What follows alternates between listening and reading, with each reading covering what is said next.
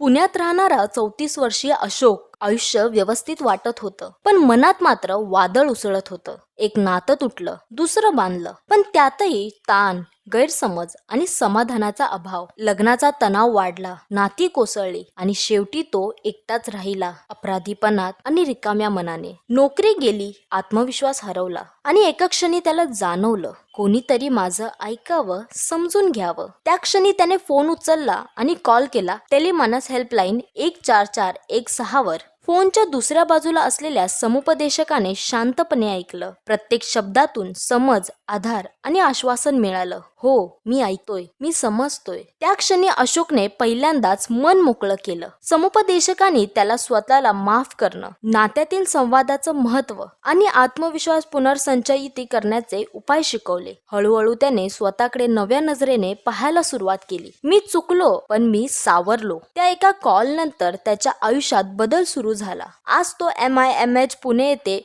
नियमित थेरपी घेत आहे आणि नव्या सुरुवातीसाठी तयार होत आहे. कारण कधी कधी फक्त एक प्रामाणिक संवाद मनातील अंधार दूर करतो आणि नव्या आशेचा प्रकाश दाखवतो. टेलिमानस महाराष्ट्र, प्रत्येक संघर्षात सोबत असलेलं संवेदनशील बळ. हेल्पलाईन क्रमांक 144116.